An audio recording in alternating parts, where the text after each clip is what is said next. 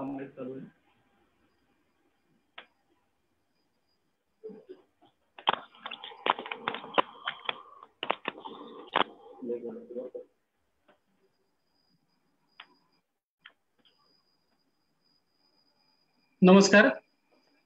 अधिवक्ता परिषद अलिबाग तर्फे मी आपलं सर्वांचं स्वागत करतो. आजचं जे लेक्चर आहे हे 25वे लेक्चर आहे. आजचे आपले जे वक्ते आहेत, आजचे वक्ते आहेत ते ऍडव्होकेट प्रसाद पाटील साहेब आहेत. त्यांचं शिक्षण BA LLB पर्यंत झालंय. जानेवारी 98 पासून पाटील साहेबांनी रायगड जिल्ह्यातील न्यायालयात आणि इतर तालुका न्यायालयामध्ये वकिली व्यवसायाला सुरुवात केली. ज्येष्ठ वकील शिरीष लेले साहेब यांच्या चेंबर मधून त्यांनी वकिली व्यवसायाला सुरुवात केली.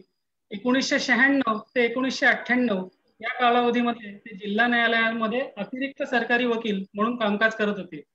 4 ऑक्टोबर 1999 ते 31 ऑक्टोबर 2017 या सलग 18 वर्ष त्यांनी जिल्हा सरकारी वकील तथा शासकीय उपयुक्त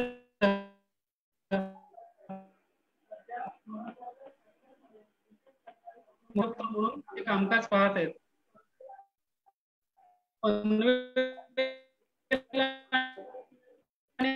कार्यक्रमांमध्ये खटल्यांमध्ये जसं पनवेलमधील शीख कुटुंबाच्या 4 सदस्यांची जे हत्याकांड झालं त्यामध्ये, तसंच वावशी येथील ओसवाल कुटुंबियांचा तिहेरी हत्याकांड, गोरेगाव येथील कांबळे दाम्पत्यांचं जळीत हत्याकांड यासह खून खटले, बलात्कार, दरोडे अशा अनेक खटल्यांमध्ये त्यांनी यशस्वीरित्या कामकाज केलेलं आहे. आपण दिव्याचा जो महत्वाचा खटला बघितला, तो महाराष्ट्रभर गाजला, मंदिर मूर्ती चोरी संदर्भात, तो देखील खटला त्यांनी यशस्वीरित्या चालवला आणि त्यातील आरोपींना त्यांनी शिक्षा मिळवून दिली. मी आपले जे वक्ते आहेत त्यांना विनंती करतो की आपण आपल्या विषयाला सुरुवात करावी. प्रसाद पाटील साहेब. नमस्कार. अधिवक्ता परिषद अलिबाग यांच्या विद्यमाने सुरू असलेल्या कायदेविषयक व्याख्यानमालेमध्ये आज दुसऱ्यांदा मला या ठिकाणी बोलावण्यात आलेलं आहे. आजचं व्याख्यान क्रमांक 25 हे माझ्या आजच्या व्याख्यानाने संपन्न होत आहे. मी अधिवक्ता परिषदेचे ॲडव्होकेट अमित देशमुख आणि त्यांचे सर्व सहकारी यांचा मनपूर्वक आभारी आहे की त्यांनी मला या व्याख्यानासाठी निमंत्रित केलं. 25 मेला जे माझं पहिलं व्याख्यान आणि या मालिकेतलं दुसरं व्याख्यान झालं होतं, त्यावेळेला आपण पोलीस तपासातील त्रुटी आणि त्याचा बचाव पक्षाला होणारा फायदा किंवा बचाव पक्षाचा कसा फायदा घेऊ शकतो याबद्दलचं विवेचन केलं होतं. त्या व्याख्यानानंतर आणि ते व्याख्यान चालू असताना अनेकांनी काही प्रश्न विचारून शंका समाधान करून घेतला आणि त्या व्याख्यानाचा लाभ बऱ्याच वकिलांनी घेतला असं निदर्शनास आलं.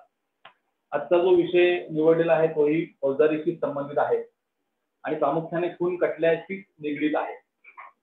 खुनाच्या खटल्यामध्ये मृत्यूपूर्व जबाबाचे महत्व असा आजचा विषय मी व्याख्यानासाठी घेतलेला आहे.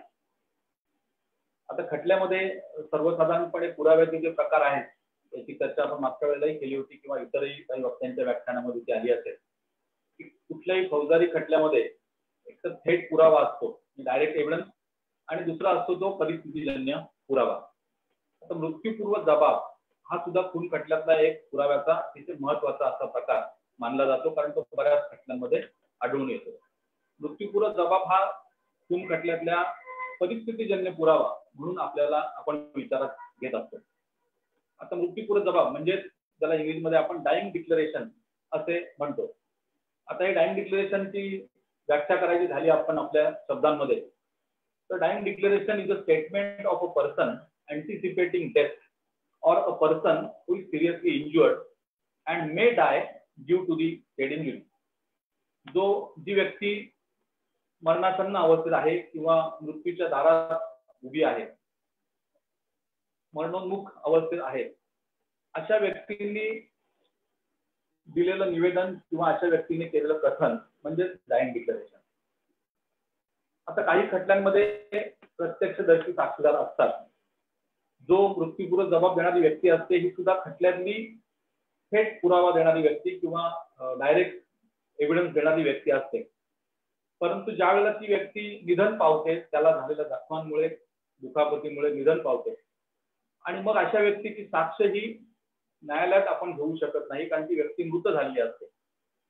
तर अशा व्यक्तीने जे काही कथन त्याला झालेल्या जखमांबद्दल किंवा त्याला झालेल्या दुखापतीबद्दल केलेलं असतं, तो पुरावा न्यायालयामध्ये ग्राह्य धरला जातो किंवा तो पुरावा न्यायालयामध्ये अभियोग पक्षातर्फे, सरकार पक्षातर्फे सादर केला जातो. तो मृत्यूपूर्व जबाबाच्या परिस्थितीत असतो.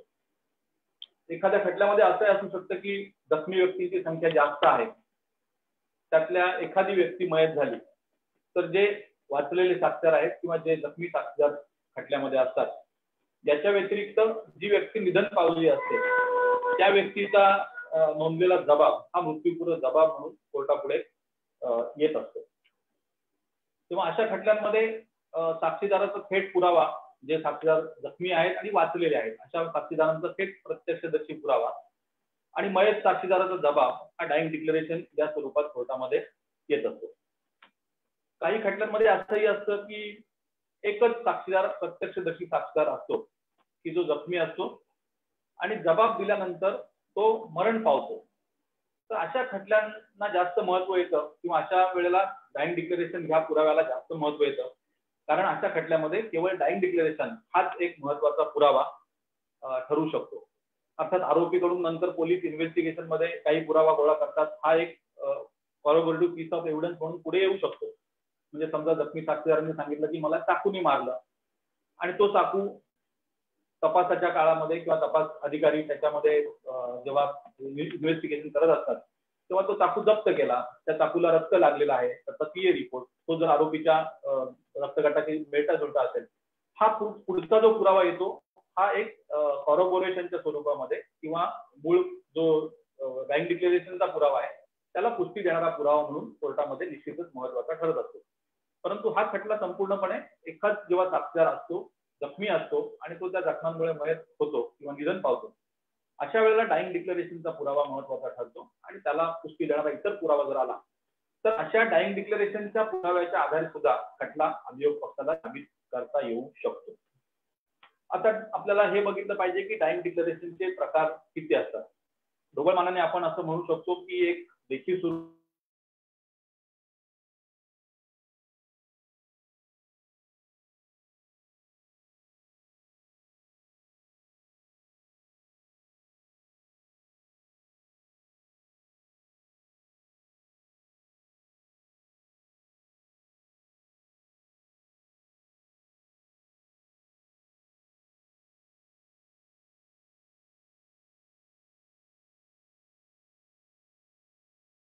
वाटला पाहिजे, तो ग्राह्य धरता येईल असा कोर्टाचा विश्वास कोर्टाला जेव्हा वाटतो तेव्हा फक्त डाईंग डिक्लेरेशन असेल तरी तो खटला साबित होऊ शकतो.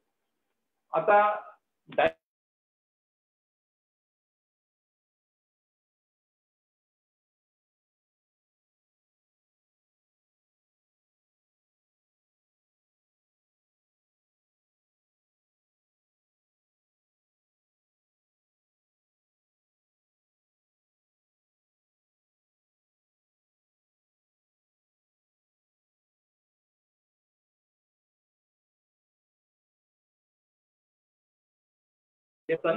who cannot be called as a witness, जी व्यक्ती साक्षीसाठी उपलब्ध होऊ शकत नाही अशा व्यक्तीचं कथन किंवा अशा व्यक्तीचा जबाब, आणि या शीर्षकाखाली कलम 32 मध्ये काही उपकलम दिलेली आहेत. आपल्याला या ठिकाणी जी विचारात घ्यायची तरतूद आहे ती कलम 32 आणि प्रामुख्याने त्यातला भाग 1 म्हणजे सबसेक्शन 1. कलम 32 मध्ये जी तरतूद आहे ती अशी आहे की cases in which statement of relevant fact by person who is dead और cannot be found etcetera is relevant. त्याच्यामध्ये वर्डिंग असं आहे त्या सेक्शनचं की स्टेटमेंट रिटन और व्हर्बल, इथे हा शब्द महत्वाचा आहे की स्टेटमेंट रिटन और verbal of relevant fact made by a person who is dead, म्हणजे रिटन और व्हर्बल याच्या खाली आपण हायलाइट केलं पाहिजे. त्याच्यानंतर a person who is dead who cannot be found, or who has become incapable of giving evidence, or whose attendance cannot be produced without an amount of delay or expense, which under the circumstances of the case appears to the court unreasonable, are themselves relevant facts in the following cases. आता या following cases मध्ये म्हणजे पहिली गोष्ट section 32 चा opening भाग जो आहे तो स्टेटमेंट रिटन ऑर वर्बल हे महत्त्वाचं आहे, आणि त्याचबरोबर relevant facts made by a person who is dead और हु कॅनॉट बी फाउंड ही दुसरी गोष्ट महत्त्वाची आहे. इथे आपण मयत झालेल्या व्यक्तीचा जबाब हा प्रामुख्याने विचारात घेतो. So when it relates to the cause of death, त्याचा सब सेक्शन आहे हा महत्त्वाचा आहे आणि तो आपल्या ह्या डाईंग डिक्लेरेशनशी रिलेटेड आहे. त्यामुळे एव्हिडन्स ऍक्ट सेक्शन 32 सबसेक्शन 1 आपल्या डाईंग डिक्लेरेशनच्या दृष्टीने महत्त्वाचं आहे. When it relates to the cause of death, आता केवळ स्टेटमेंट मयत व्यक्तीचं आहे, परंतु ते अनेक बाबतीचं असू शकतं. आपल्याला खुनाच्या खटल्यामध्ये जेव्हा डाईंग डिक्लेरेशन विचारात घ्यायचं आहे तेव्हा आपल्याला सेक्शन 32 सबसेक्शन 1 महत्त्वाचं आहे. When it relates to a cause of death, when the statement is made by a person, statement केलेलं आहे त्याने, it must be made as to the cause of his death. ही गोष्ट महत्त्वाची आहे की जे स्टेटमेंट केलेलं आहे that must be relating to as to the cause of his death और as to any of the circumstances of the transaction which resulted in his death, त्याच्या मृत्यूस कारणीभूत ठरलेल्या गोष्टी याच्याशी निगडीत हे स्टेटमेंट असलं पाहिजे. त्यामुळे सेक्शन 32 सबसेक्शन 1 हे आपल्याला डाईंग डिक्लेरेशन बद्दल रिलेव्हंट सेक्शन्स आहेत. And such statements are relevant whether the person who made them was or was not at the time when they were made under expectation of death, or whatever may be the nature of the proceeding in which the cause of death comes into question. जेव्हा त्या व्यक्तीचा मृत्यू कशामुळे झाला हा प्रश्न आपल्या पुढे विचाराधीन असतो, अशा वेळेला हे स्टेटमेंट रिलेव्हंट होतात आणि ते कॉज ऑफ डेथ रिलेटेड पाहिजेत किंवा any circumstances of the transaction which resulted in his death. या दोन गोष्टी प्रामुख्याने आपण विचारात घेऊन पुढचं विवेचन आपण करणार आहोत. म्हणजे आपल्याला या डाईंग डिक्लेरेशनच्या पुराव्याला जो कायदेशीर आधार आहे, जो वैधानिक बेस आहे, तो आपल्याला सेक्शन 32 सबसेक्शन 1 मध्ये मिळतो एव्हिडन्स ऍक्ट. यानंतर आपल्याला पुढे जाताना असंही दिसतं की सेक्शन 32 जर आपण पूर्ण वाचलात तर बाकी गोष्टी सर्कमस्टान्स दिलेल्या आहेत. एव्हिडन्स ऍक्ट हा सिव्हिल मध्ये आहे, क्रिमिनल मध्ये लागतो. आपल्या कुठल्याही पुराव्याशी संबंधित जो काही 32 मधला भाग आहे तो 2 ते 8 आहे, परंतु त्या तरतुदी ज्या आहेत त्या अन्य बाबींशी निगडीत आहेत. आज आपला विषय जो आहे तो फक्त मृत्यूपूर्व जबाब जो खुनाच्या खटल्याशी निगडीत आहे त्याचा बाबत आपण विचार करणार आहोत. आता पहिल्यांदा आपण लेखी मृत्यूपूर्व जबाब याचं थोडंसं विवेचन करूया. आता प्रश्न असा येतो की मृत्यूपूर्व जबाब हा कशा फॉर्म मध्ये असावा. आता हा कुठल्या विशिष्ट फॉर्म मध्ये असला पाहिजे, हे स्टेटमेंट कशा पद्धतीने घेतलेलं असलं पाहिजे याच्याबद्दलची काही तरतूद 32 सेक्शन मध्ये नाही. त्याची रिलेव्हन्सी सांगितलेली आहे, कुठल्या परिस्थितीत ते विचारात घेतलं जाईल हे सांगितलंय, परंतु त्याच्या फॉर्मॅट बद्दल तुम्ही जर बघाल तर एव्हिडन्स ऍक्ट मध्ये किंवा मी फौजदारी नियमावलीमध्ये पण जरी आपण बघितलं म्हणजे क्रिमिनल मॅन्युअल जे आपण वापरतो की जे सीआरपीसी किंवा याच्या व्यतिरिक्त असणाऱ्या तरतुदी ज्या आहेत नियमावलीच्या त्यामध्ये सुद्धा आपल्याला अशी कुठे तरतूद त्याची स्पेसिफिक फॉर्मॅटची दिसून येत नाही. परंतु सर्वसाधारणपणे जी काही जो लॉ त्याच्याबद्दलचा डेव्हलप झाला किंवा ज्या जी एक कार्यपद्धती याच्यामध्ये ठरवून गेली आहे तर त्याच्यामध्ये वेगवेगळ्या न्यायनिर्णयातील मतानुसार हा लेखी मृत्यूपूर्व जबाब हा संक्षिप्त स्वरूपात आणि प्रश्नोत्तरांच्या स्वरूपात असावा अशी अपेक्षा आहे. पण असं एखादं स्टेटमेंट आहे मृत्यूपूर्व जबाब म्हणून घेतलेलं की जे प्रश्नोत्तरांच्या स्वरूपात नाही, मग असा मृत्यूपूर्व जबाब विचारात घेऊ नये का, तर असं काही मुळीच नाही. त्यामुळे कुठलाही विशिष्ट असा फॉर्मॅट ह्या लेखी मृत्यूपूर्व जबाबासाठी नाही हे आपण लक्षात ठेवलं पाहिजे. परंतु ते स्टेटमेंट आहे, मयत व्यक्तीचं आहे आणि तिच्या मृत्यूच्या कारणांशी निगडीत आहे असं जर असेल तर आपल्याला हा पुरावा म्हणून निश्चितपणे तो मृत्यूपूर्व जबाब विचारात घेता येतो. त्यानंतर हा मृत्यूपूर्व जबाब नोंदवणारा कोण असावा, तर याबद्दल पण अशी काही खास तरतूद नाही किंवा कायदा असं म्हणत नाही की तो पोलिसांनीच नोंदवलेला असला पाहिजे की तो डॉक्टरांनीच नोंदवलेला असला पाहिजे किंवा तहसीलदार म्हणजे एक्झिक्युटिव्ह मॅजिस्ट्रेट किंवा special executive magistrate, judicial magistrate यांनीच कोणीतरी नोंदवला पाहिजे अशी काही तरतूद नाही. हा जबाब पोलिसही नोंदवू शकतात. म्हणजे पोलिसांनी घेतलेलं स्टेटमेंट एखाद्या जखमी व्यक्तीचं की जी मृत्यूच्या दारामध्ये आहे किंवा जखमी आहे अशा व्यक्तीचा पोलिसांनी घेतलेला जबाब हा सुद्धा मृत्यूपूर्व जबाब म्हणून फौजदारी प्रक्रियेमध्ये किंवा आपल्या खुनाच्या खटल्यामध्ये वापरता येऊ शकतो. वैद्यकीय अधिकारी काही वेळेला स्टेटमेंट नोंदवतात किंवा केस हिस्ट्री लिहितात.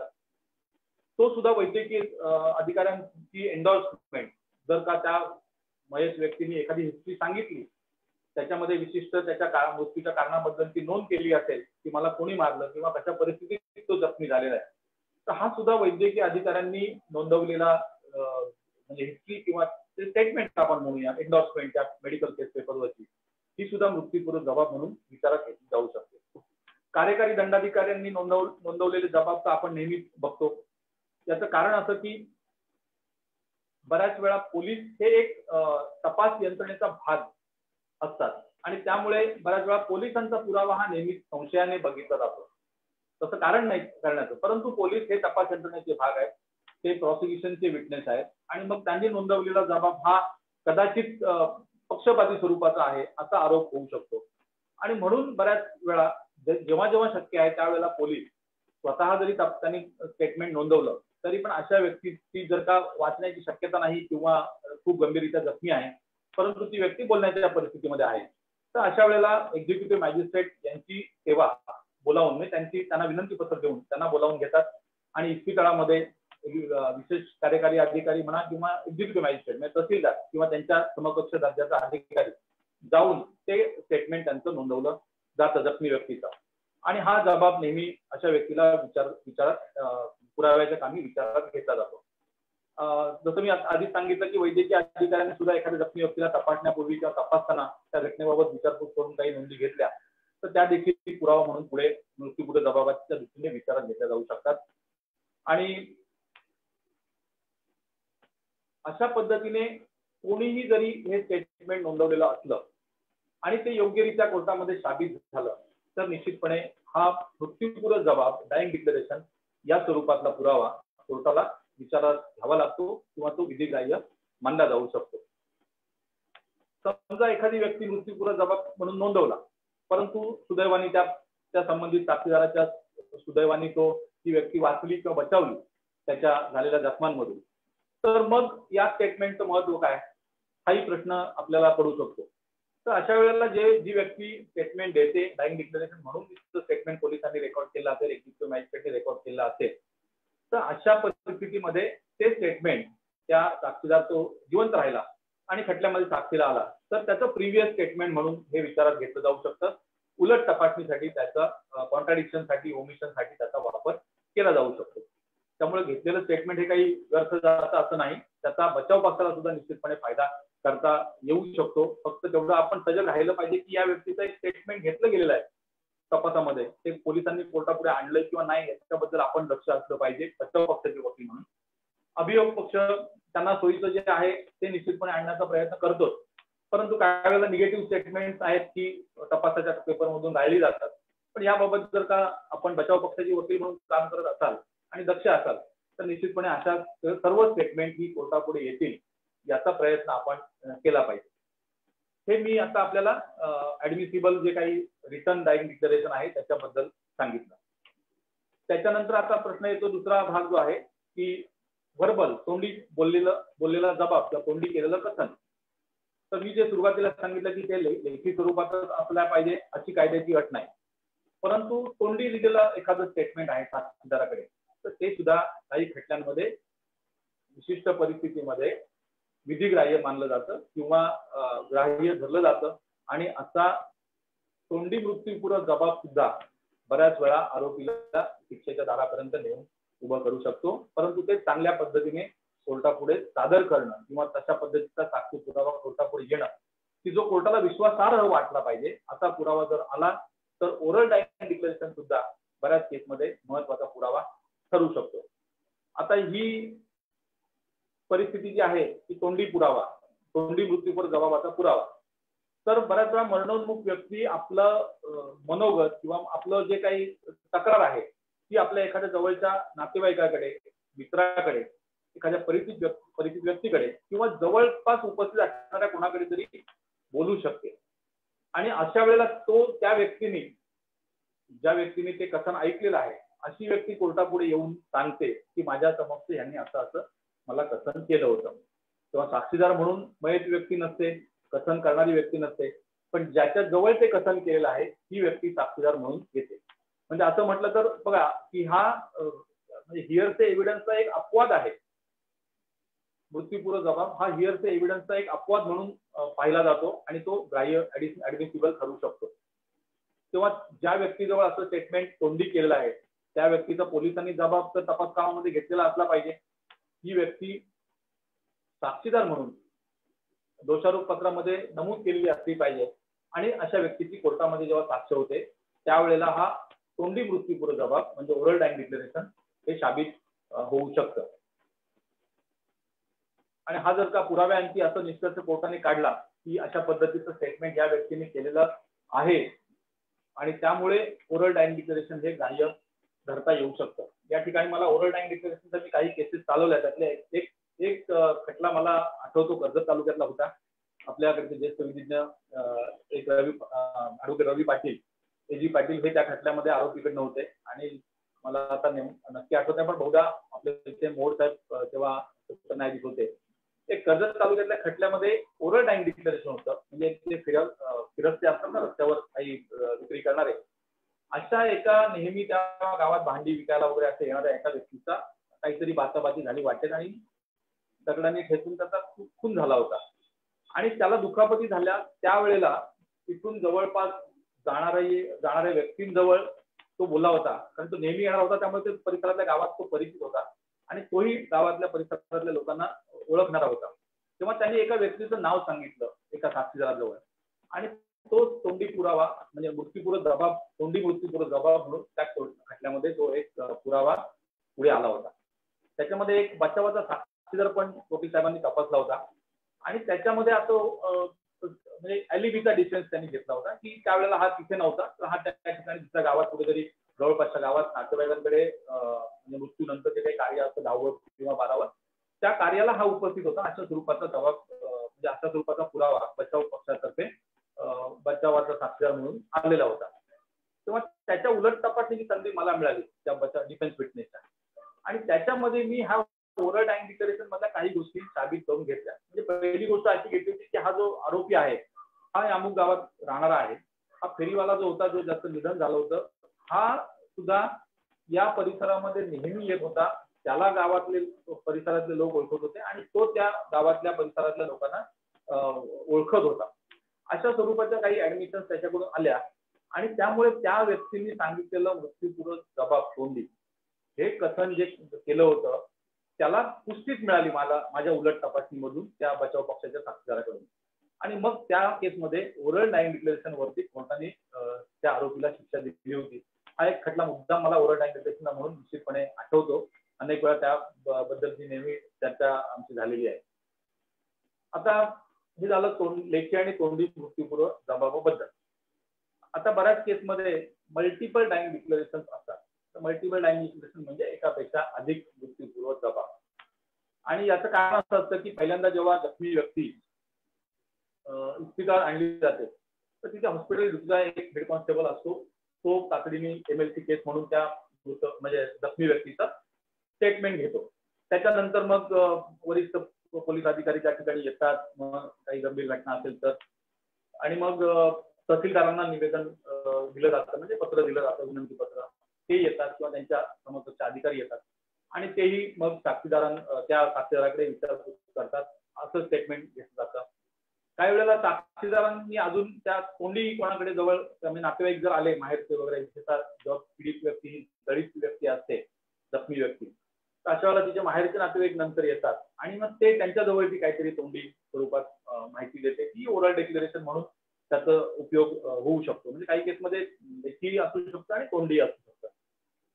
बऱ्याच वेळा ज्यांनी फौजदारी खटले बचाव पक्षाकडनं चालवले किंवा अभियोग पक्षाकडून सुद्धा चालवणाऱ्या सरकारी वकिलांना नेहमी हा अनुभव येतो की हुंडाबळीच्या केसमध्ये विशेषतः किंवा ब्राईड बर्निंग किंवा आपण जी आत्महत्येची केस असते 306 खालच्या केसेस, 304 ब खालच्या केसेस, 498, 306 किंवा 498, 304 बी अशा खटल्यांमध्ये इस्पितळामध्ये नेताना ही जी जखमी बाई असते, जळलेली असेल किंवा काहीतरी तिने आणखी काही करून घेतलेलं असेल किंवा तिचा संशयास्पद अशी अपघाती घटना घडलेली असेल, तर तिला जेव्हा इस्पितळात नेलं जातं त्यावेळेला तिच्या सोबत जे नातेवाईक असतात किंवा जी माणसं असतात ती तिच्या सासरची असतात आणि मग ती तिला भरवतात की तू आता पोलीस येतील तेव्हा असं सांग की बाबा मी स्टोवरती चहा करत होते किंवा काही जेवण करत होते, चुलीजवळ जेवण शिजवत होते, गॅस जवळ जेवण शिजवत होते आणि भडका उडाला किंवा माझ्या धक्का लागला रॉकेलची बाटली आणि त्याचा भडका उडाला.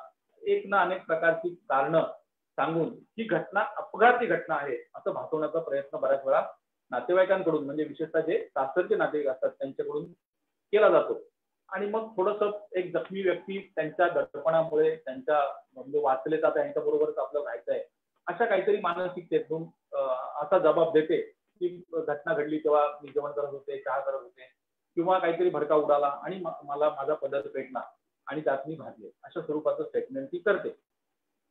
नंतर पोलिसांकडे काही वेळेला तिथे जर कोणी नसेल दुसरी व्यक्ती तर त्यांच्याकडे काहीतरी अजून वेगळं सांगते आणि तहसीलदार साहेब जेव्हा एक्झिक्युटिव्ह मॅजिस्ट्रेट जबाब घ्यायला येतात तेव्हा त्यांनी जर का तिथे कोणीही व्यक्ती नसेल आणि तिला पूर्ण विश्वास देऊन तिला सांगितलं की तुझा जबाब मी मॅजिस्ट्रेट म्हणून नोंदवतो आहे, तर अशा वेळेला ती व्यक्ती खरी काय हकीकत आहे ती सांगते. त्याच्यामुळे आता इथे असा प्रश्न येतो की पहिलं जबाब पोलिसांनी घेतला जो हेड कॉन्स्टेबल ड्युटीला असतात त्यांनी, तेव्हा ती नकारार्थी सांगते. कार्यकारी दंडाधिकाऱ्यांजवळ ती सांगते खरी घटना आणि तिसरी नातेवाईक तिथे जेव्हा येतात त्यावेळेला त्यांच्याजवळ तोंडी स्वरूपात पण ती खरी घटनाच सांगते असं होतं. आता याच्यामध्ये सुरुवातीला झालेला जबाब हा नकारार्थी आहे आणि नंतरचे जबाब मात्र ती वेगळ्या पद्धतीने सांगते. तर इथे मल्टिपल डाईंग डिक्लेरेशन कोर्टापुढे येतात आणि अशा वेळेला किंवा काही वेळेला असं होतं की इथून तिला जेव्हा मुंबईला हलवलं जातं एखाद्या जास्त जखमी व्यक्तीला, तिथे सायन हॉस्पिटलला नेलं तर तिथले स्पेशल एक्झिक्युटिव्ह मॅजिस्ट्रेट पण तिचा जबाब घेतात किंवा तिथले पोलीस ड्युटीचे जबाब घेतात किंवा असे 3 ते 4 प्रकारची सुद्धा स्टेटमेंट कोर्टापुढे खून खटल्यामध्ये आलेली आहेत. आता ह्याच्यातली एखादा निगेटिव्ह आहे बाकीची कन्सिस्टंट असतील तर निश्चितपणे कोर्टाला ऍप्रिसिएशन करताना पहिल्याही जबाबाचा विचार करावा लागतो की ते कुठल्या परिस्थितीत नोंदलेला आहे आणि त्याच्यानंतरचा जबाब हा कशा परिस्थितीत नोंदलेला आहे आणि यातला जबाब खरा कुठला किंवा वस्तुस्थिती काय आहे. आता ह्याच्यामध्ये अशा केसमध्ये सरकारी वकील म्हणून काम करणाऱ्या अभियोक्त्यांची कसोटी असते आणि ते निश्चितपणे चाणाक्षपणे म्हणजे एक प्रयत्न असा करतात की जर का ती सुरुवातीचं स्टेटमेंट नकारार्थी आहे आणि सांगितलंय तिने अपघाती घटना घडली म्हणून, तर अशा वेळेला त्या स्पॉट पंचनाम्याला फार महत्व येतं आणि ते महत्व अशासाठी येतं की स्पॉट पंचनामा करताना किंवा घटनास्थळाचा पंचनामा करताना पोलिसांनी काय नोंदी घेतलेल्या आहेत किंवा घटनास्थळाचं वर्णन कशा पद्धतीचं आलेलं आहे. आता समजा तिने स्टेटमेंट दिलं असेल की मी स्टोव्हचा भडका उडाला म्हणजे रॉक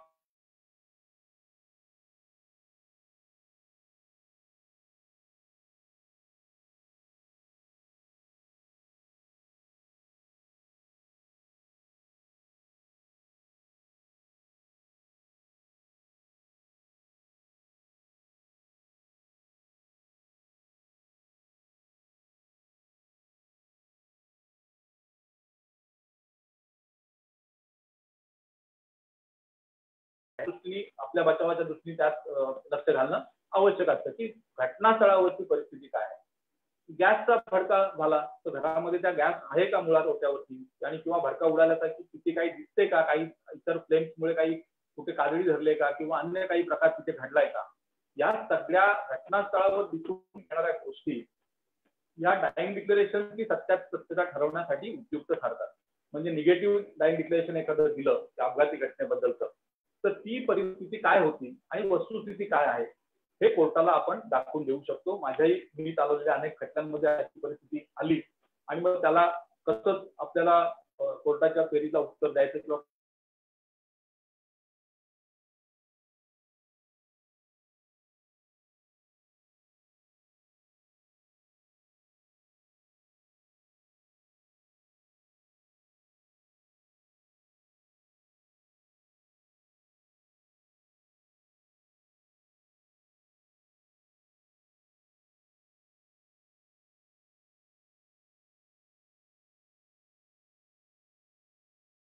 आपल्याला घटनास्थळाची परिस्थिती गॅस असेल, स्टोव्ह असेल, चिमणी असेल, रॉकेलचा दिवा असेल, जी काही स्टोरी आलेली असेल पुढे, तर ती खरोखर पुष्टी देणारी त्याला परिस्थिती घटनास्थळामध्ये दिसते का, याचं अत्यंत बारकाईने अवलोकन करणं हे अत्यंत आवश्यक असतं. आता मृत्यूपूर्व जबाब हा आपल्याला विधिग्राह्य ठरवण्यासाठी किंवा कोर्टाने त्याला पुरावा म्हणून मान्य करण्यासाठी किमान काही गोष्टी आपल्याला साबित करणं आवश्यक असतं किंवा त्या तशा असणं आवश्यक आहे. पहिली गोष्ट म्हणजे मृत्यूपूर्व जबाब हा ग्राह्य का मानला जातो जर तो योग्य पद्धतीने साबित झाला तर एक असं प्रिन्सिपल आहे किंवा एक असं तत्व, एक असं गृहीतक आहे मान्य करण्यात आलेलं की जी व्यक्ती खरोखर मरणोन्मुख आहे, मृत्यूच्या दारात आहे, तर अशी व्यक्ती ही तिच्या मृत्यूला कारणीभूत असलेल्या कोणाही व्यक्ती व्यतिरिक्त अन्य कोणाचं नाव खोटं सांगणार नाही किंवा डाईंग मॅन नेव्हर लाईज असं एक म्हटलं जातं.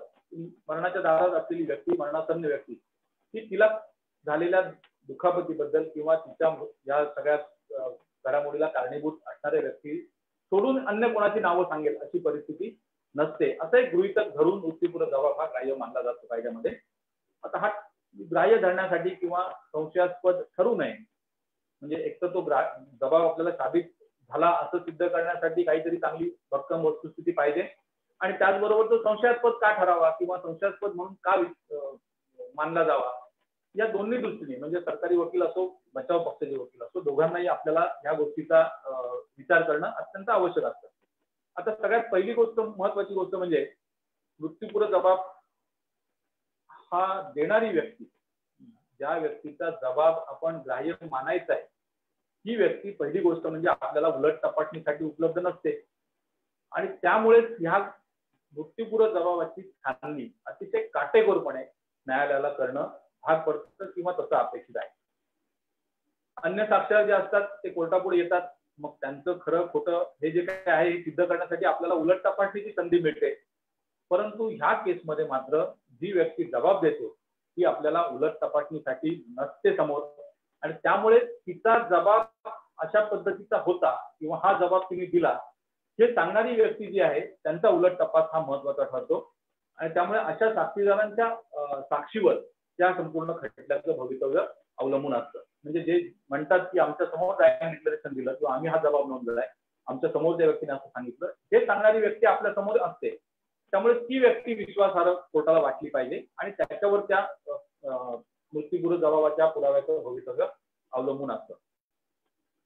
त्यानंतर दुसरी गोष्ट म्हणजे की जखमी व्यक्ती आहे ती किती जखमी आहे, जखमांमुळे ही जबाब देण्याच्या परिस्थितीमध्ये मानसिक आणि शारीरिक दृष्ट्या ही व्यक्ती जबाब देण्याच्या परिस्थितीमध्ये आहे किंवा नाही याची देखील शहानिशा हा एक महत्वाचा भाग असतो आणि त्यामुळे डाईंग डिक्लेरेशनच्या बाबतीत त्या डाईंग डिक्लेरेशन देणाऱ्या व्यक्तीची मानसिक आणि शारीरिक परिस्थिती कशी आहे याच्याबद्दलचा पुरावा हा सरकार पक्षाला अतिशय चांगल्या पद्धतीने न्यायालयासमोर मांडावा लागतो आणि ते जर तसं नसेल तर बऱ्याच वेळा काही वेळेला ते मृत्यूपूर्व जबाब हे संशयास्पद ठरू शकतात. आता जखमी व्यक्ती बोलण्याच्या परिस्थितीत आहे की नाही हे त्याच्या फिजिकल कंडिशनवरती अवलंबून आहे आणि त्याचबरोबर ती कशा पद्धतीचा जबाब देण्याच्या परिस्थितीत आहे, मानसिक स्थिती सुद्धा तिची महत्वाची असते.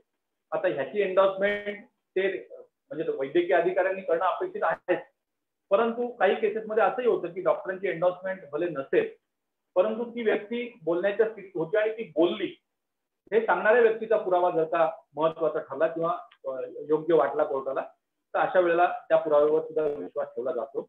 परंतु सर्वसाधारणपणे जे अपेक्षित आहे ते म्हणजे मृत्यूपूर्व जबाब लेखी स्वरूपात असेल तर त्याच्यावरती डॉक्टरांची एन्डॉर्समेंट ही व्यक्ती बोलण्याच्या परिस्थितीत शारीरिक आणि मानसिक दृष्ट्या आहे आणि हा जबाब माझ्या समक्ष किंवा त्यांच्या उपस्थितीत त्या व्यक्तीला तपासल्यानंतर घेतला अशी एन्डॉर्समेंट त्यांची असणं सुरुवातीला आवश्यक आहे आणि त्याचबरोबर मृत्यूपूर्व जबाब संपल्यानंतर शेवटी जबाब दिल्यानंतर सुद्धा ही व्यक्ती तशा परिस्थितीमध्ये आहे.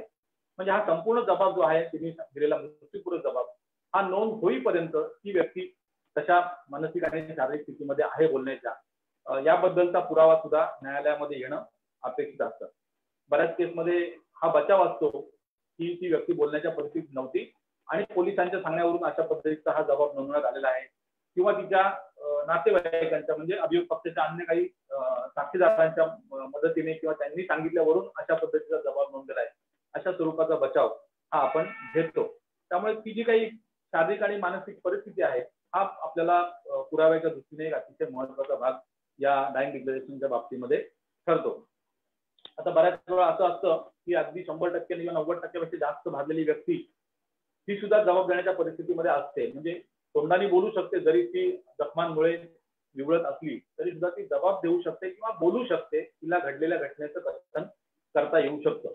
त्यामुळे हा डॉक्टरांचा जो काही एन्डॉर्समेंट आहे ही महत्वाची ठरते या सगळ्या डायिंग डिक्लेरेशनच्या पुराव्याची छाननी करत असताना.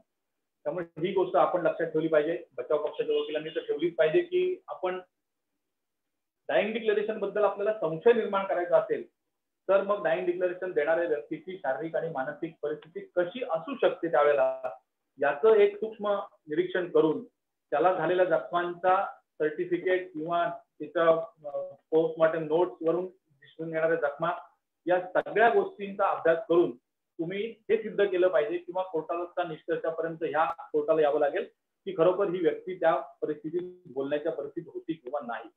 आणि अभियोग पक्षाच्या वकिलांना म्हणजे सरकारी वकिलांना हे सिद्ध करावं लागतं की ही व्यक्ती या कंडिशन मध्ये सुद्धा बोलण्याच्या परिस्थितीमध्ये होती. आणि अशा केसमध्ये डॉक्टरांचा पुरावा, जबाब नोंदवणाऱ्या व्यक्तीचा पुरावा म्हणजे तहसीलदार असतील किंवा पोलीस असतील त्यांच्याही पुराव्याच्या मध्ये ही गोष्ट महत्वाची ठरू शकते.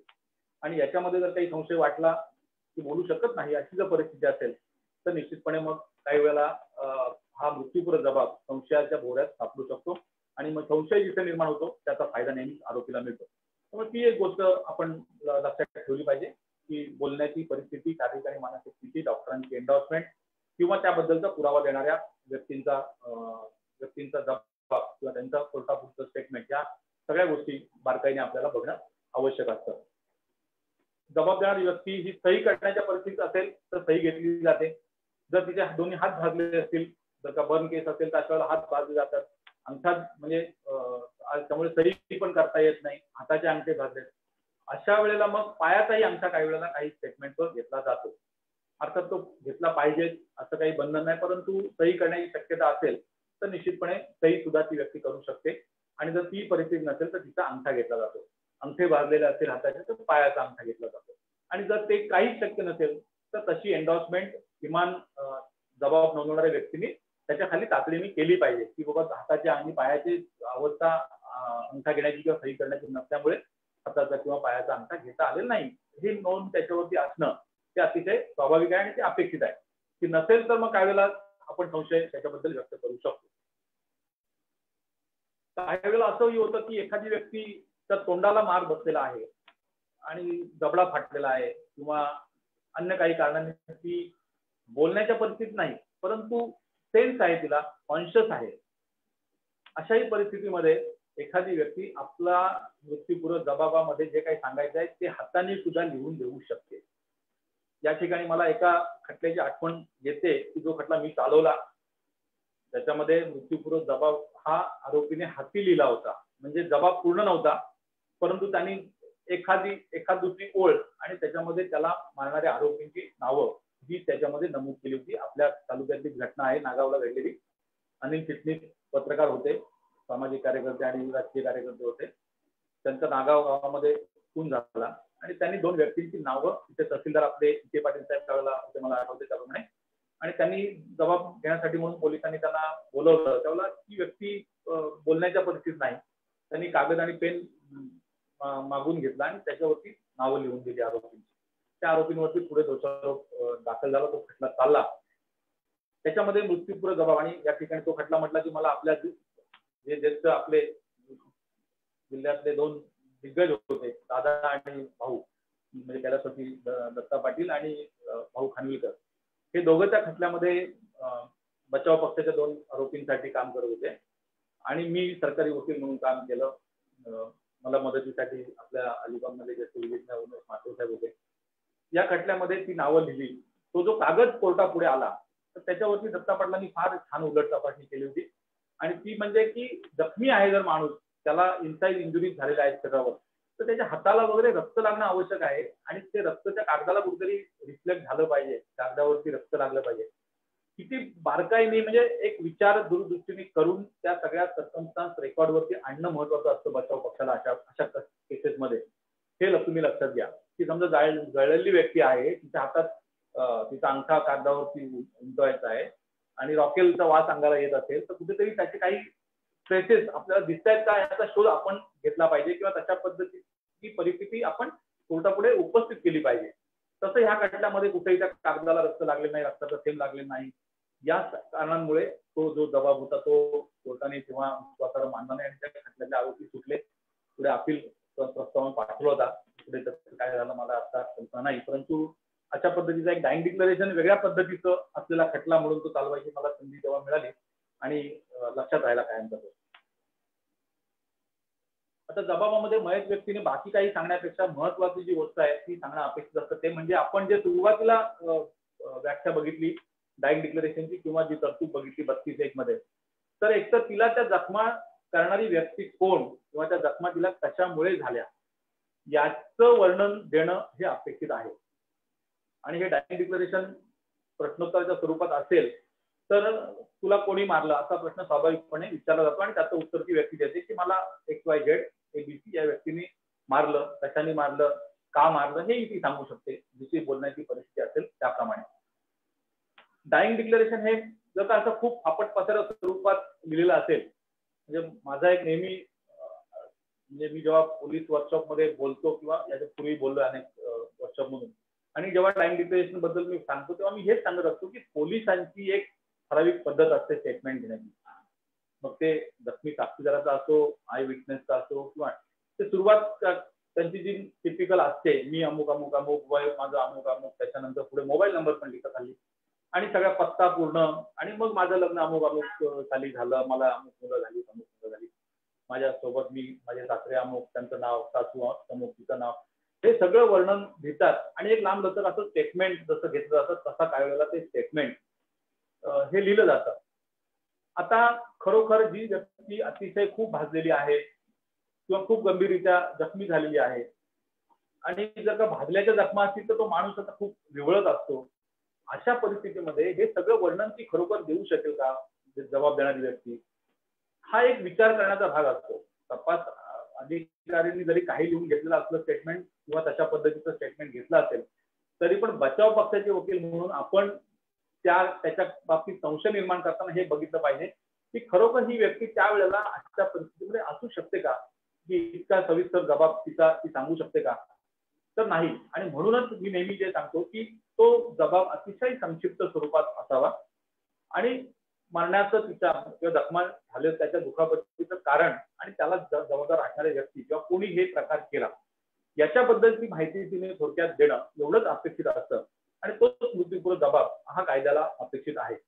जर का तो खूप असा लांबलचक किंवा विस्तृत स्वरूपात दिलेला असेल तर मग अशा वेळेला बऱ्याचदा प्रश्न असा येतो की खरोखर ही व्यक्ती जबाब देण्याच्या परिस्थितीत होती का, आणि जर खरोखर असेल तरी सुद्धा ती इतका सविस्तर जबाब देऊ शकते का किंवा तसं अपेक्षित आहे का, तर ते निश्चितपणे त्याचं उत्तर नाही असं येईल.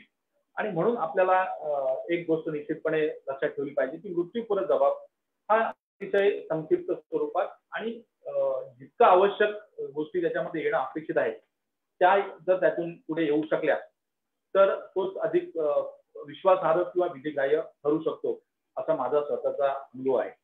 मगाशी तुम्हाला मी डॉक्टरांच्या एन्डॉर्समेंट बद्दल सांगितलं की काही वेळेला मेडिकल केस पेपर्स मध्ये डॉक्टरांनी केलेली एखादी नोंद ही सुद्धा मृत्यूपूर्व जबाब म्हणून उपयुक्त ठरू शकते किंवा ती ग्राह्य धरली जाऊ शकते. माझ्या एका केसमध्ये, आणि मी सांगतो आत्ताही आपल्याला की आता आपल्याकडे जे अलिबागला पोलीस निरीक्षक आहेत कोल्हे साहेब, हे तेव्हा रसायनीला पोलीस सब इन्स्पेक्टर होते आणि त्यांनी एका खटल्यामध्ये तपास केला होता आणि ती मला माझ्या माहितीप्रमाणे 498-304 अशी केस होती. आणि तिथे रसायनीच्या दवाखान्यात गेल्यानंतर तिथल्या डॉक्टरांनी त्या व्यक्तीचं एक असं संक्षिप्त जे स्टेटमेंट दिलं होतं तर यामध्ये बर्निंग केस होती, 302 ची केस होती ती, 304 बी नव्हे. तर त्या केसमध्ये म्हणजे तिला जाळलं होतं घरच्या माणसाने आणि तिने ती स्टोरी त्या केस पेपरमध्ये डॉक्टरांनी नमूद केली होती. त्याच्यानंतर इतरही त्याच्यामध्ये डाईंग डिक्लेरेशन एक्झिक्युटिव्ह मॅजिस्ट्रेटने घेतलेलं होतं, परंतु त्या केसमध्ये कोर्टाने जे काही एक्झिक्युटिव्ह मॅजिस्ट्रेटने घेतलेलं स्टेटमेंट होतं ते काही कारणांनी कोर्टाने ग्राह्य धरलं नाही, परंतु मेडिकल ऑफिसरनी केलेल्या नोंदी ह्या ग्राह्य धरल्या होत्या आणि त्या केसमध्ये आरोपीला शिक्षा झाली होती. मला ती एक केस नेहमी आठवते की डॉक्टरांनी केलेल्या नोंदी या सुद्धा महत्वाच्या का ठरतात. तर पहिली गोष्ट की एक्झिक्युटिव्ह मॅजिस्ट्रेट हे सुद्धा एक स्वतंत्र व्यक्ती आहेत की ज्यांचा तपासाची किंवा त्या संबंधित कोणाशी संबंध असतात. आणि वैद्यकीय अधिकारी हे तर उपचार करणारे हे आहेत की त्या व्यक्तीला वाचवण्याचा प्रयत्न करतात, परंतु त्या नोंदी घेतात त्याही एक इंडिपेंडंट साक्षीदार म्हणून किंवा प्रयस्थ व्यक्ती तटस्थ व्यक्ती म्हणून घेत असतात. आणि अशा वेळेला हा डायिंग डिक्लेरेशनचा पुरावा अशा पद्धतीने कोर्टापुढे जर आला तर निश्चितपणे कोर्टाला त्याचा विचार करावा लागतो. त्यामुळे मृत्यूपूर्व जबाब हा तोंडी अथवा लेखी कशाही स्वरूपात असला, योग्य पद्धतीने जर तो साबित झाला तर त्याचा फायदा अभियोग पक्षाला होतो आणि खटला साबित होऊ शकतो. सोल डायिंग डिक्लेरेशन म्हणजे फक्त डायिंग डिक्लेरेशन हा सुद्धा पुरावा जर का खऱ्या अर्थाने योग्य पद्धतीने कोर्टापुढे साबित झाला तर त्याचाही चांगला फायदा अभियोग पक्षाला होतो आणि तेवढ्या पुराव्यावरती सुद्धा आरोपी शिक्षेला जाऊ शकतो, जन्मठेपेला जाऊ शकतो. गुन्ह्याची केस असेल तर निश्चितपणे तेवढ्या साक्षीवरती तो तेवढ्या पुराव्यावरती जन्मठेपेची शिक्षा होऊ शकते आरोपीला गुन्ह्याच्या खटल्यामध्ये. संशय निर्माण झाला डायिंग डिक्लेरेशन बद्दल म्हणजे रेकॉर्डिंग बद्दल त्याच्या किंवा त्या जखमी व्यक्तीची काय परिस्थिती होती, जखमांमुळे बोलण्याच्या शारीरिक आणि मानसिक परिस्थितीमध्ये ते होते किंवा नव्हते, अशा स्वरूपाचं जर काही संशय निर्माण झाला तर त्याचा फायदा निश्चितपणे आरोपीच्या वकिलांना घेता येऊ शकतो. ओरल असेल तरी तो पुरावा विचारात घेतला जाऊ शकतो.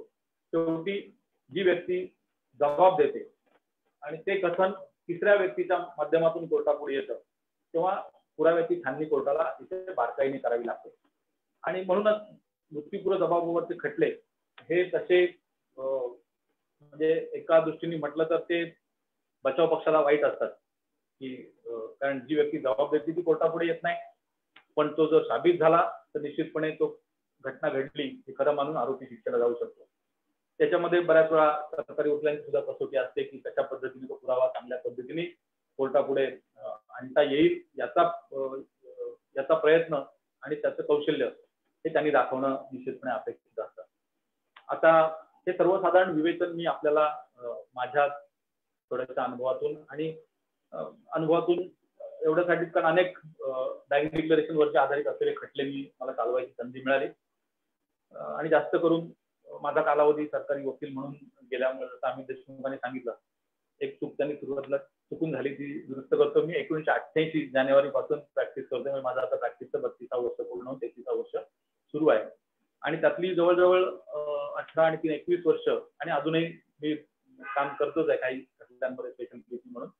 त्यामुळे माझा हा एक पॅशन म्हणून प्रॉसिक्युशनचं काम करणं ही माझी पॅशन आहे, माझी आवड आहे आणि त्यामुळे त्या अनुभवातून बरेच खटले मला चालवण्याची संधी मिळाली आणि म्हणून त्यातून जे महत्वाचे वाटले तेवढे मुद्दे मी आपल्यापुढे माझ्या दिलेल्या वेळेमध्ये मी पूर्ण करण्याचा प्रयत्न केलेला आहे. यानंतर आता आपण थोडासा भाग एक केस लॉचा बघूया की कसा केस लॉ डेव्हलप झालाय किंवा काय केस लॉ आहे. आता अर्थात मी जसं सांगितलं की बराच काळ अभियोग पक्षाचं काम केल्यामुळे सरकारी वकील म्हणून काम केल्यामुळे माझ्याकडे जास्त केस लॉ जो आहे तो सरकारी वकिलांना उपयुक्त ठरेल असाच आहे. परंतु बघा डायिंग डिक्लेरेशन असो किंवा ओळख परेड असो अन्य कुठलाही डिस्कवरीचा मुद्दा असो सेक्शन 27चा आपण त्या सेक्शन खालची जर कॉमेंट्री वाचत गेलो तर आपल्याला दोन्ही बाजूचे केस लॉ मिळतात आणि आपण 3-1 जरी बघितलं आपलं साधं नेहमी जे वापरतो आपण ते त्याच्या खाली सेक्शनच्या खाली असणाऱ्या कॉमेंट्रीमध्ये किंवा बरीचशी कॉमेंट्री ही केस लॉवर आधारित असते. तर त्याच्यातून आपल्याला दोन्ही बाजूचे केस लॉ हे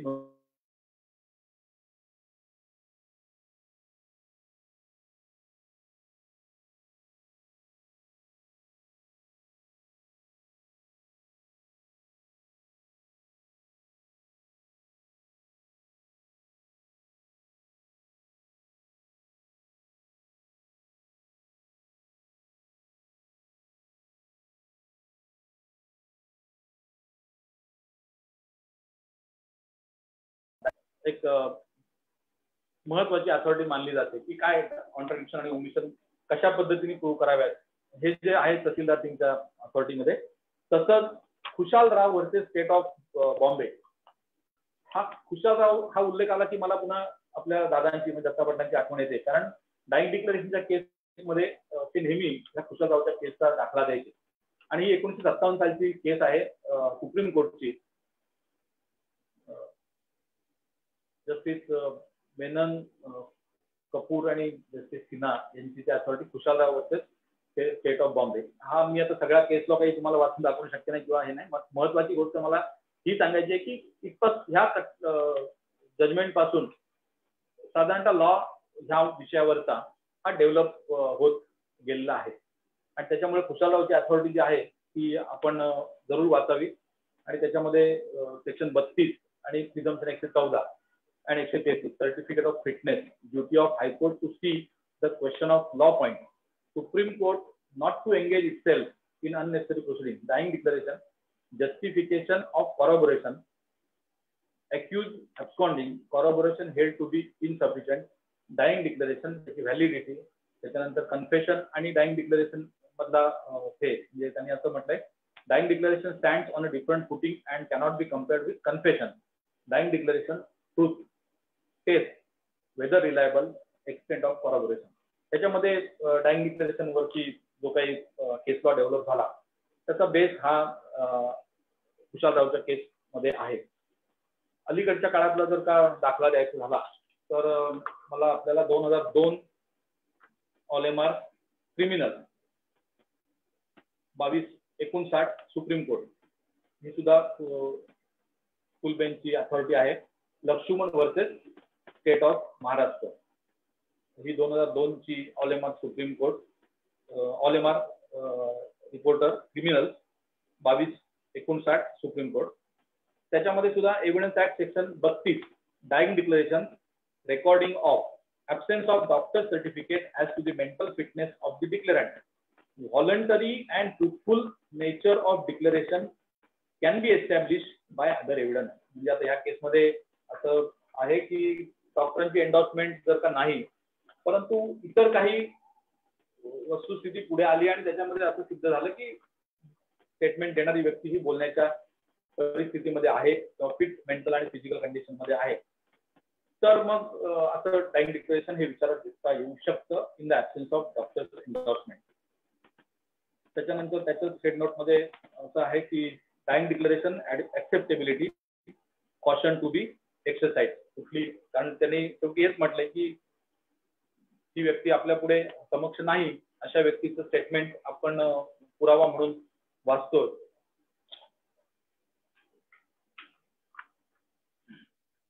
त्याच्यामध्ये आणि हे जे जजमेंट आहे याच्यामध्ये 2 जजमेंटचा थोडासा उहापोह आहे. एक जजमेंट असं होतं त्याच्यामध्ये असं ठरलं होतं म्हणजे ती केस आहे Rosamma versus state of Andhra Pradesh. याच्यामध्ये असं ठरलं होतं contended that since the certification of the doctor was not to the effect that the patient was in a fit state of mind to make a statement, the dying declaration could not have been accepted by the court to form the sole basis of conviction. म्हणजे रोसम्माच्या judgement मध्ये हे certificate जे होतं was not to the effect that the patient was in a fit state of mind to make the statement. त्यामुळे ते नाकारलं गेलं होतं किंवा नाकारावं असं कोर्टाने म्हटलं होतं. आणि दुसरं जजमेंट एक होतं ते Koli Sunilal versus Sunilal Savji versus state of Gujarat हे दुसरं जजमेंट त्यावेळेला कोर्टाकडे होतं. आणि लक्ष्मणच्या केसमध्ये ह्या दोन्ही जजमेंटचा उहापोह झाला. wherein this court has held that if the material on record indicates that the deceased was fully conscious and was capable of making a statement, the dying declaration of the deceased thus recorded cannot be ignored merely because the doctor has not made endorsement that the deceased was in a fit state of mind to make the statement. आता इथे 2 गोष्टी कोर्टापुढे आल्या आणि ही 2 supreme कोर्टची judgement होती. आणि लक्ष्मणच्या judgement मध्ये जेव्हा ही याची चर्चा झाली आता ही दोन्ही 1999 ची जजमेंट आहे रोसम्मा आणि कोली सुनीलाल सावजी. आणि तिसरं हे जजमेंट जे आलं याच्या उहापोह करून ते मी आता जे सांगितलं ते Laxman versus state of Maharashtra. आणि शेवटी कोर्टाने हा सावजीचा मधली जी सुप्रीम कोर्टचा व्ह्यू आहे तो पुन्हा अधोरेखित केलेला आहे. आणि देअरफॉर शेवटच्या पॅराग्राफमध्ये म्हटलं therefore the judgment of this court in Rosamma and others versus state of Andhra Pradesh must be held to be not correctly decided and we affirm the law laid down by this court in Koli Chunilal Sahuji and another versus State of Gujarat. The record of the criminal appeal may now be placed. म्हणजे हे law point वरती चर्चा करण्यासाठी कोर्टापुढे म्हणजे higher bench पुढे refer केलं होतं, larger bench पुढे, आणि तिथे त्यांनी हा व्ह्यू घेतलेला आहे. तर सुप्रीम कोर्टचा हा सुद्धा केस अतिशय महत्वाचा आहे. एन्डॉर्समेंटच्या वरती डॉक्टरांची एन्डॉर्समेंट, बोलण्याची स्थिती, डॉक्टरांची एन्डॉर्समेंट नाही म्हणून ते विचारातच घेता येणार नाही का, तर असं नाही, ते सुप्रीम कोर्टाने आपल्याला आता क्लिअर केलं आहे. त्यानंतर एक सुप्रीम कोर्टचं जजमेंट मी आपल्याला सांगतो, ते म्हणजे the state of Karnataka versus Sharif. हे सुद्धा Supreme Court 2003 All MR criminal page number 556 त्याच्यामध्ये dying declaration, there is no requirement of law that dying declaration must necessarily be made to a magistrate. बघा, मी जे मगाशी म्हटलं की कोणीही स्टेटमेंट घेतलं तरी ते विचारात घेतलं जाऊ शकतं डाईंग डिक्लेरेशन म्हणून. असं नाही की फक्त एक्झिक्युटिव्ह मॅजिस्ट्रेटनी घेतलं म्हणजे ते डाईंग डिक्लेरेशन ग्राह्य धरायचं, असं नाही. तर ह्या सुप्रीम कोर्टच्या केसामध्ये ते क्लिअर केलं आहे. Dying declaration, there is no requirement of law that dying declaration must necessarily be made to a magistrate. Dying declaration though recorded by police personnel cannot be discarded. हे स्वच्छ शब्दात सुप्रीम कोर्टाने सांगितलेलं आहे. आणि पुढे मी मगाशी जे म्हटलं की ते क्वेश्चन आन्सर फॉर्म मध्ये नाही म्हणून विचारात घेऊ नये का, तर असंही नाही. त्यामुळे दुसरी हेड नोट बी आहे, dying declaration did not necessarily be in question and answer form. त्याच्या पुढे त्यांनी डिस्क्रिप्शन असं दिलंय, very often the disease is merely asked as to how the incident took place and the statement is recorded in a narrative form. In fact such statement is more natural and gives the version of the incident as it had happened has been pursued by the victim.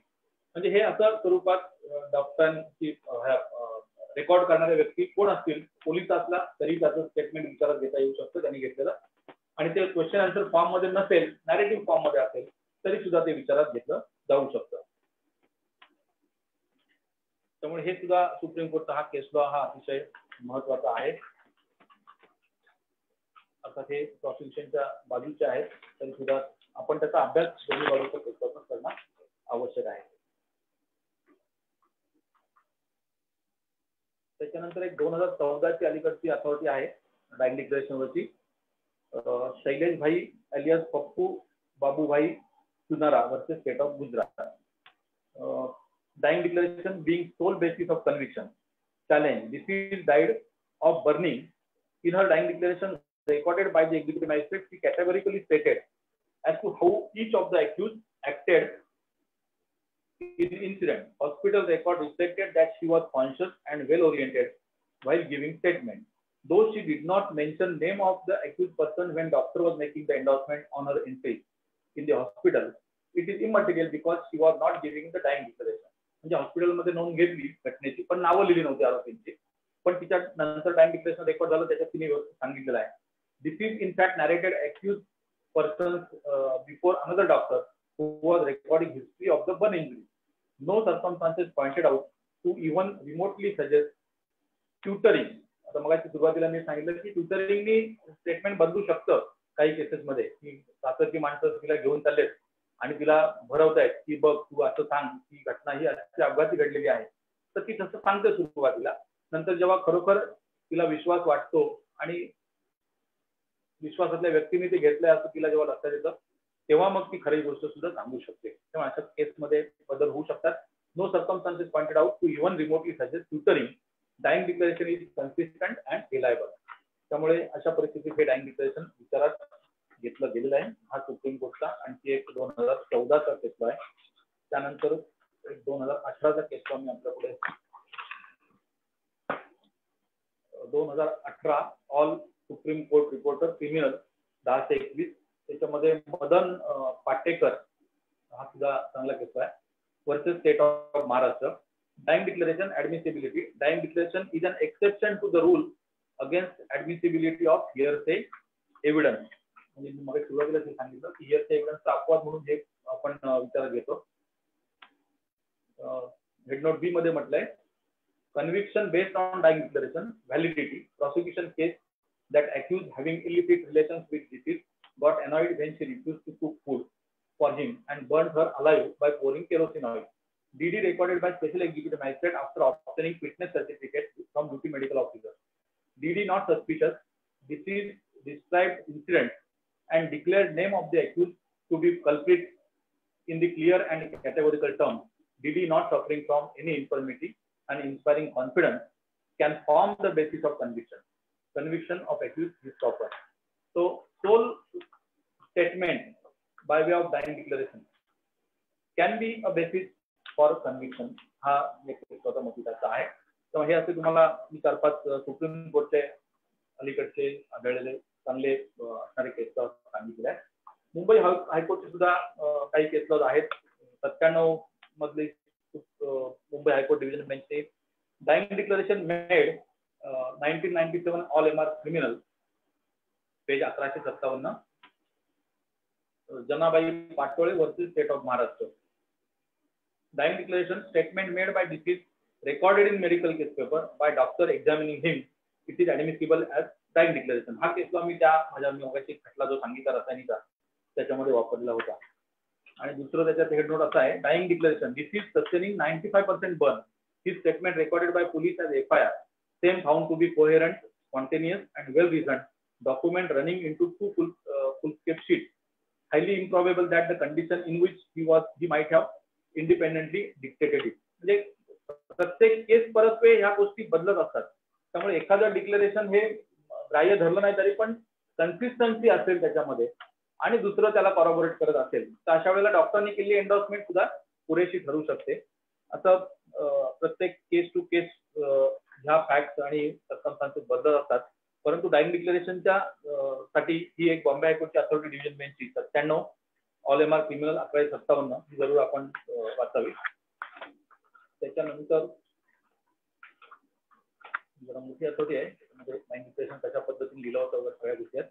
त्याच्यात सुद्धा खुशालरावचा reference आहे. 19 मध्ये खुशालरावचं judgement refer केलेलं आहे कोर्टाने.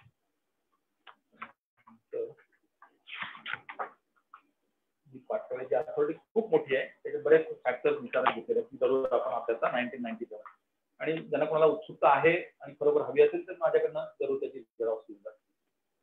त्याच्यानंतर 2005 all MR criminal ही बॉम्बे हायकोर्टची नागपूर बेंचची आहे. त्याच्यामध्ये dying declaration time of recording of declaration facts demonstrating that dying declaration was recorded at about 8:15 to 8:20 PM. Non mentioning of time in the declaration by itself does not affect the genuineness of the testimony of the declaration.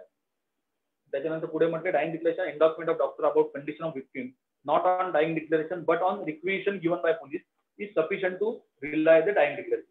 म्हणजे मी सुरुवातीला सांगितलं की याची अपेक्षा असते की त्या स्टेटमेंटच्या सुरुवातीला एन्डॉर्समेंट पाहिजे, झाल्यानंतर पाहिजे. आता या केसमध्ये एन्डॉर्समेंट ही वेगळ्या केस पेपर जे पोलिसांनी पत्र दिलं डॉक्टरांना त्याच्यावरती एन्डॉर्समेंट केलेली होती. मग अशा परिस्थितीमध्ये ती एन्डॉर्समेंट विचारात घ्यायची नाही का? तर बॉम्बे हायकोर्ट म्हणतं की अशा परिस्थितीत सुद्धा ती डाइंग डिक्लेरेशनच्या साठीची एन्डॉर्समेंट फिजिकल कंडिशन बद्दलची जरूर विचारात घेता येऊ शकते.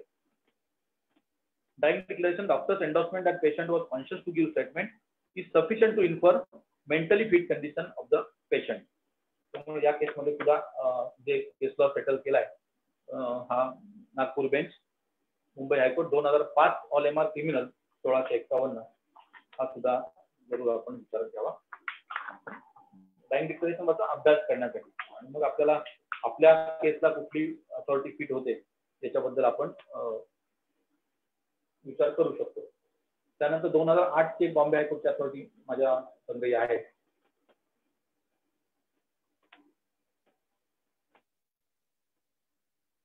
ती आहे 2008 पार्ट 2 म्हणजे कंसात 2 Bombay cases reporter criminal page 337 Gajanan Vasudev Gawade versus state of Maharashtra 302 ची केस आहे आणि त्याच्यात 32 सेक्शन चा उल्लेख आहे.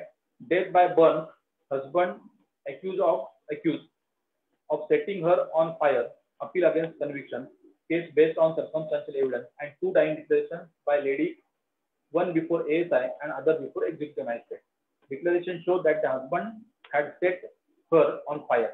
Declaration before ASI disclosed on the ground, discarded on the ground that he had put leading questions to the victim and did not inspire confidence. Likewise, the before magistrate also discarded because it had inconsistent as to the timing of recording it and whether many other persons were around.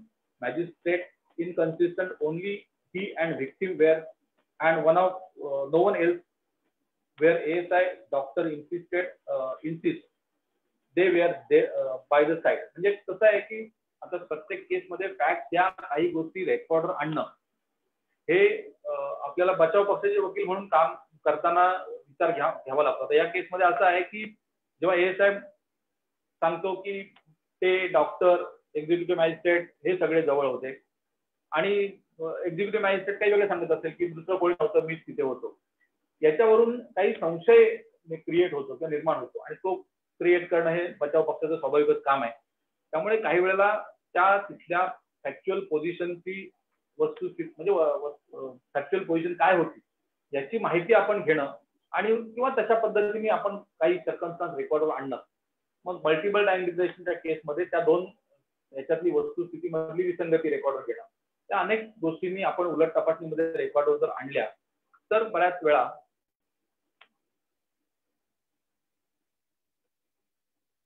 आपल्याला काय घ्यायचंय त्या पुराव्यातून आपल्या फायद्याचं याचा निश्चितपणे विचार करता येऊ शकतो. आणि हे काही असलं तरी सुद्धा कोर्टाने एखादी गोष्ट ग्राह्य धरली तर ती कोणत्या कारणाने ग्राह्य धरली याचं उहापोह त्या जजमेंटमध्ये केलेला असतो. आता ह्याच्यामध्ये सुद्धा हे जरी सगळं असलं तरी सुद्धा कोर्टाने त्याच्यातल्या सबस्टन्स बद्दल हे घेतलेलं आहे, कन्सिस्टन्सी आहे म्हणून, आणि मग आरोपीचं जे काही अपील होतं 302च्या कन्व्हिक्शनचं हे फेटाळलेलं आहे.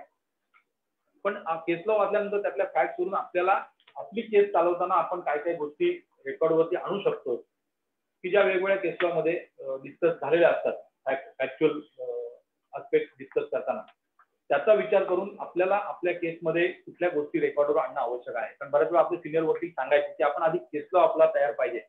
डाईंग डिक्लेरेशनची आपण समजा केस एखादी आपल्याला चालवायची आहे तर डाईंग डिक्लेरेशन वरचा केस लॉ काय आहे, आपल्या केसला मिळत्या जुळत्या फॅक्ट कुठल्या केस लॉ मध्ये आलेल्या आहेत, या गोष्टीचा जर आपण आधी अभ्यास केला असेल तर त्या दृष्टिकोनातून उलट तपासणी आपल्याला करता येऊ शकते. आणि ती उलट तपासणी जर रेकॉर्डवरती आली, चांगल्या पद्धतीने आपण काही सर्कमस्टान्स रेकॉर्डवरती आणली आणि आपण जो केस लॉ कोर्टाला सादर करणार आहोत त्यातल्या केस लॉ मधल्या साम्य स्थळ जर आपण कोर्टाला दाखवून दिली तर तो रेशो आपल्या केसला ऍप्लिकेबल होतो असा आग्रह आपण कोर्टापुढे धरू शकतो किंवा आपण ते कोर्टाला तसं निवेदन युक्तिवाद कोर्टापुढे आपण करू शकतो. किंवा केस लॉचा आधार हा आपल्याला डाईंग डिक्लेरेशनच्या केसमध्ये खूप आहे. आणि मी जसं सांगितलं की जसं आता मी तुझींच्या बाजूने केस लॉ काढले, कारण मी जास्त काळ सरकारी वकील म्हणून काम केल्यामुळे माझ्या संग्रही जास्त ते राहिले. हे जरी असलं तरी सुद्धा अनेक केस लॉ म्हणजे खूप केस लॉ या डाईंग डिक्लेरेशन वरती आपल्याला मिळतील, कारण पुराव्याचा हा महत्वाचा भाग आहे आणि तो जास्तीत जास्त खटल्यांमध्ये असतो. आणि त्यामुळे त्या पॉईंटवर केस लॉ हा जास्त डेव्हलप झालेला असतो. जसं ओळख परेडचा आहे तसंच डाईंग डिक्लेरेशनचा आहे, 27पंचनाम्याचा आहे, भरपूर केस लॉ आपल्याला दोन्ही बाजूनी मिळतात. आपण आपल्या बाजूनी आपल्या केसचा उपयुक्त असणारे केस लॉ निश्चितपणे शोधून ते न्यायालयापुढे सादर केले पाहिजे. मला माझं विवेचन सुमारे तासभर करण्याचा प्रयत्न केला आहे. फार वेळ मी आपला अधिक घेणार नाही. प्रश्न काही फार आज कोणाला पडलेले दिसत नाहीत. कदाचित पाहणाऱ्यांची संख्या किती आहे मला माहिती नाही, परंतु प्रश्न जरा कमी आले आहेत अपेक्षेपेक्षा. त्याच्यामध्ये एक प्रश्न आलेला आहे, कोणाचा जरा सांगितलं तर बरं होईल. सकृतदर्शनी पुरावे व डाईंग डिक्लेरेशन मधील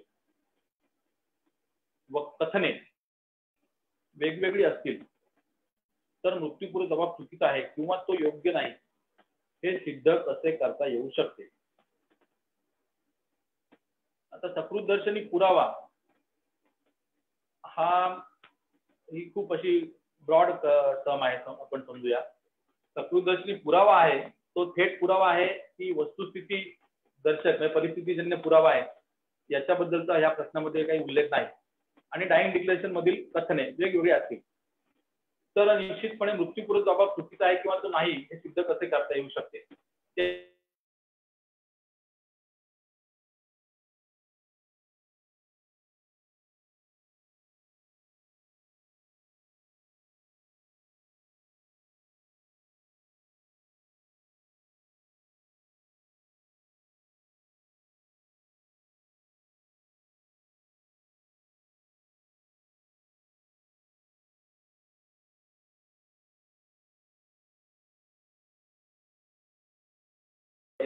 तर उलट तपासणीमध्ये आपण पहिली गोष्ट याच्यावरती भर दिला पाहिजे की ती व्यक्ती, मयत व्यक्ती किंवा जिचा मृत्यूपूर्व जबाब कोर्टापुढे आलेला आहे, ती व्यक्ती बोलण्याच्या शारीरिक आणि मानसिक परिस्थितीमध्ये नव्हती.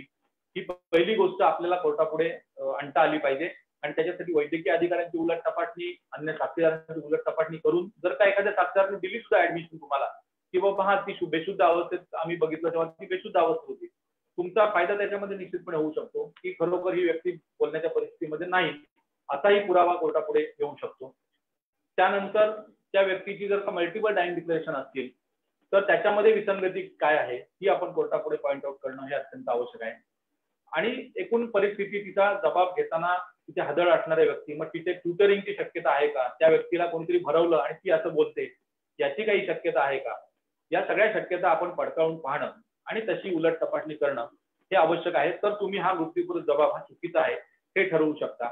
त्याचबरोबर शत्रुदर्शनी पुरावे म्हणजे डाईंग डिक्लेरेशन मध्ये सांगितलेल्या गोष्टींची विसंगत गोष्टी अन्य साक्षीदारांकडून रेकॉर्डवरती आणणं आणि मग दोन पुराव्यांमधला जो भाग आहे विसंगतीचा तो जास्त कोर्टापुढे हायलाईट करणं, यातून तुम्ही हे सिद्ध करू शकता की हा पुरावा जो आहे हा विश्वासार्ह नाही किंवा मृत्यूपूर्व जबाब हा विधिग्राह्य ठरू शकत नाही. हे आपण त्या उलट तपासणीवरून त्या गोष्टी रेकॉर्डवरती आणून त्याच्यावरती अवलंबून आहे. अजून काही प्रश्न आहेत? आज या ठिकाणी मला आश्चर्य वाटलं की हा तर खरा खूप चांगला म्हणजे प्रश्न भरपूर पडू शकतील असा टॉपिक आहे. कदाचित माझं विवेचन आपल्याला पटलं असेल आणि त्यामुळे काही प्रश्न आपल्या मनात राहिले नसतील, पण माझं आपण विवेचन ज्यांनी आज ऐकलं असेल त्या सगळ्यांना मनपूर्वक धन्यवाद. पुन्हा एकदा अधिवक्ता परिषदेने मला या व्याख्यानासाठी माझी निवड केली किंवा मला पात्र समजलं याबद्दलही त्यांचेही मी आभार मानतो. या व्याख्यानमालेमध्ये आज 25वा व्याख्यान पूर्ण झालेलं आहे आणि मला दुसऱ्यांदा ही संधी मला दुसऱ्यांदा दिली याबद्दलही मी त्यांचा आभारी आहे. धन्यवाद. नमस्कार, सर्व श्रोत्यांचा मी मनापासून आभारी आहे. आज खरं तर एक खूप महत्वाचा टप्पा या व्याख्यानमालेतला होता. एकूण मला वाटतं महाराष्ट्रातच 25 व्याख्यानं सलगपणे घेणाऱ्या ज्या काही संस्था असतील त्यापैकी एक कामगिरी अतिशय नम्रपणे मी सांगू शकतो की अधिवक्ता परिषद अलिबाग यांच्यातर्फे आम्ही करू शकलोय. आज मला महत्वाचं वाटतं की आदरणीय प्रसाद पाटील साहेब ज्यांचं 30 वर्षापेक्षा अधिक कालखंड त्यांनी अलिबागच्या सेशन कोर्टामध्ये फौजदारी क्षेत्रामध्ये काम केलेलं आहे. त्यांनी 2 व्याख्यानं आपल्यासाठी केली. 25वा व्याख्यान म्हणजे एक महत्वाचा टप्पा, तो पार पाडताना तितकाच सक्षम माणूस सिनियर वकील आम्हाला मिळावा अशी आमची इच्छा होती. प्रसाद पाटील सरांनी आम्हाला तात्काळ त्यासाठी होकार दिला आणि त्याही पेक्षा मी जास्ती महत्वाचं सांगू इच्छितो की अनेक व्याख्यानांना प्रसाद सर स्वतः उपस्थित होते, लाईव्ह स्वरूपात कार्यक्रम ऐकत होते आणि त्या विषयांमधलं ज्युनियर वकिलांना काय कळलं पाहिजे याचा विचार वक्त्यांना बोलतं करावं या दृष्टीने ते स्वतःचे काही प्रश्न त्यात विचारत होते.